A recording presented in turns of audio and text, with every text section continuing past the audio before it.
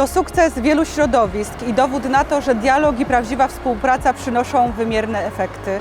Dzisiaj chciałabym bardzo serdecznie podziękować autorom wniosku nominacyjnego, wiceprezydentowi Markowi Stępie, który rozpoczął ten proces, profesor Marii Jolancie Sołtysik, doktorowi Robertowi Hirszowi, Miejskiemu Konserwatorowi Zabytków, a także wszystkim osobom, które wspierały dalszy proces starań o wpis na listę Światowego Dziedzictwa UNESCO.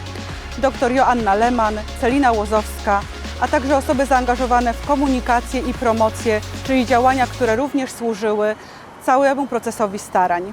Co ważne, po pracy merytorycznej ważnym aspektem tego procesu były działania dyplomatyczne. Chciałabym serdecznie podziękować za pomoc w staraniach dyplomatycznych marszałkowi województwa pomorskiego Mieczysławowi Strukowi, a także senatorowi Sławomirowi Rybickiemu, jak również ambasadorowi Mariuszowi Lewickiemu.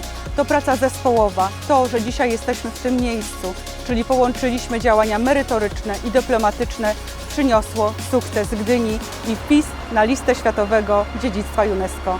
To nie koniec pracy, to dopiero początek kolejnego etapu, który przed nami, czyli mieszkankami i mieszkańcami naszego pięknego miasta Gdyni.